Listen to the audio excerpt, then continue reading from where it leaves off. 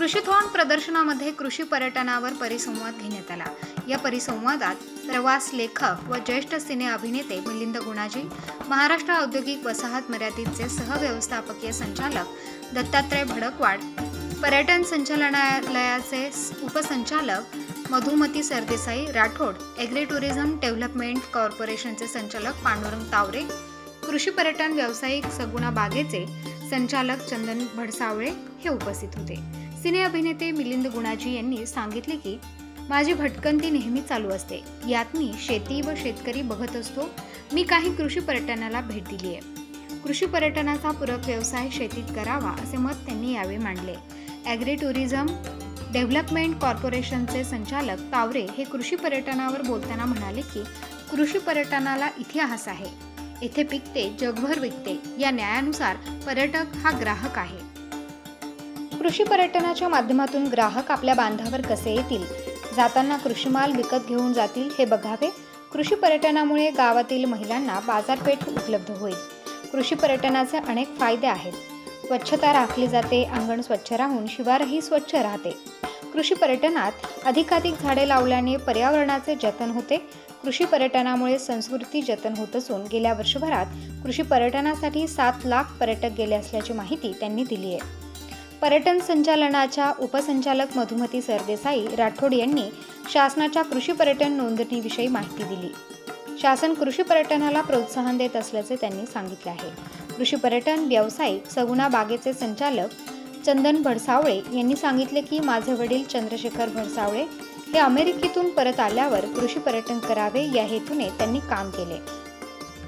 आज आम्हाला कृषी पर्यटनामुळे प्रतिष्ठा मिळाली आहे।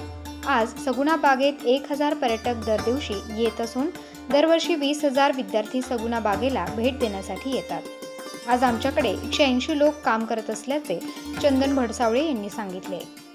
महाराष्ट्र औद्योगिक वसाहत महामंडळाचे सहव्यवस्थापकीय संचालक दत्तात्रय भडकवाड हे म्हणाले की मी स्वतः कृषी पदवीधर असून कृषी पर्यटनात मला रस आहे। कृषी पर्यटन हा व्यवसाय उद्योग म्हणून पुढे येत आहे। शासन छत्रपती संभाजीनगर येथे 1000 एकरावर इंडस्ट्रियल स्मार्ट सिटी तयार करत असून यात उद्योजकांनी सहभाग घ्यावा। शेतीपूरक प्रक्रिया व इतर उद्योगांना या ठिकाणी सवलती असतील अशी माहिती त्यांनी दिली।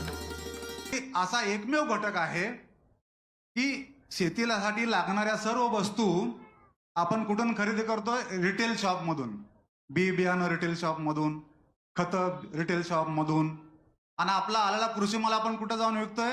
होलसेल दुकानामध्ये। असा कुठला कारखानदार बघितलाय का की कारखानदाराला प्रोडक्ट लागणारा रिटेल मधून खरेदी करतो आणि होलसेल मध्ये विकतो?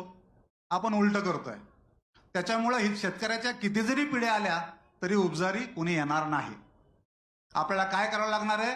आपला जो कृषी माल आहे त्याला योग्य भाव जर मिळायचा असेल तर एक तर आपण ग्राहकांपर्यंत गेलो पाहिजे किंवा ग्राहकाला आपल्यापर्यंत बोलवलं पाहिजे। आणि मग ग्राहक आपल्यापर्यंत बोलवायचा म्हणल्यानंतर काय करायला लागेल? दुसऱ्या बाजूला तुम्ही बघा, पर्यटन वाढत चाललंय। मागच्या वर्षी 23 कोटी लोकांनी एकतरी सुट्टी घेतलेली आहे। हे जातात कुठे? कुठेतरी हिल स्टेशन, कुठेतरी निसर्गरम्य ठिकाणी।